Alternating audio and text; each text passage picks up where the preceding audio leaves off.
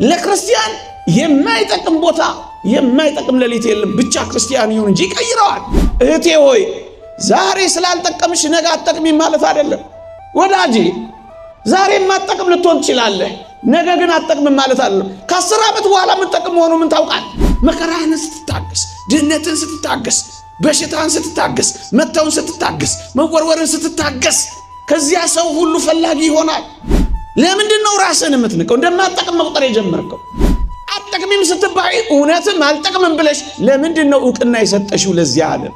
የሚጠቅም የጸሎት ጊዜ፣ የሚጠቅም የተጋድሎ ጊዜ፣ የሚጠቅም ቅዱሳት መጻሕፍትን ማንበቢያ ጊዜ፣ የሚጠቅም የማስቀደሻ ጊዜ፣ የሚጠቅም ገዳምን የመጎብኛ ጊዜ፣ የሚጠቅም መዝሙራትን የመዘመሪያ ጊዜ፣ የሚጠቅም የአገልግሎት ጊዜ አታደርገውም? ይህን የምድረ በዳ ዘመን ሰው ሁሉ የሚፈልግ ጊዜ ይመጣል። አንተ ከእግዚአብሔር ስትሆን፣ ቅዱስ ስትሆን፣ አመስጋኝ ስትሆን፣ ጻድቅ ስትሆን፣ በጎ ስትሆን፣ ታጋሽ ስትሆን ዛሬ አጣኸው ነገር ህልምህን አያበላሽብህ። በቃ አጣኸው፣ ግን ገና ብዙ የምታገኘው እንዳላስ ና ዝም ብለህ ቤተ እግዚአብሔር ዛሬም አልጠቅምም ነገር መቼ ምትጠቅም አድርጎ እንደሚቀይርህ አንተ አታውቅ።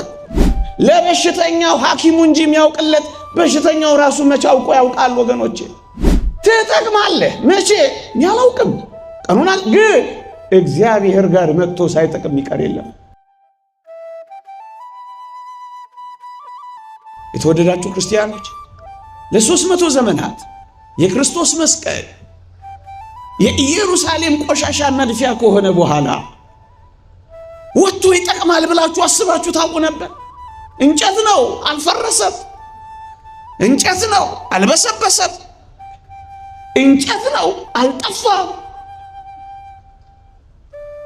ለ300 ዘመናት እኮ ነው ብላችሁ ከዚያ ወጥቶ መስቀል ሆኖ ጠቃሚ ሆኖ ያበቃል ብላችሁ ታስባላችሁ?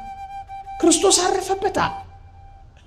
ጌታዬ አምላክህ እንዲያርፍብህ ፍቀድና ብትቀበር የማትፈርስ ቢጥሉ የማትወድቅ ቆሻሻ ሁሉ ቢደፋብህ ቆሻሻህን አራግፈህ የምትነሳ ትሆናለህ። ብቻ ኢየሱስ ክርስቶስን በልብህ አሳርፍ።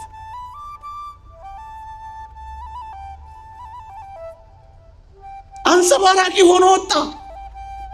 ተዋርዶ የተጣለው ከብሮ ወጣ። ተንቆ የነበረው ገኖ ወጣ። ለምን? የክርስቶስ ሆኗላ። ለውርደት የነበረው ለክብር ሆኖ ወጣ። እንዴት ይበሰብ፣ እንዴት ይጠፋ?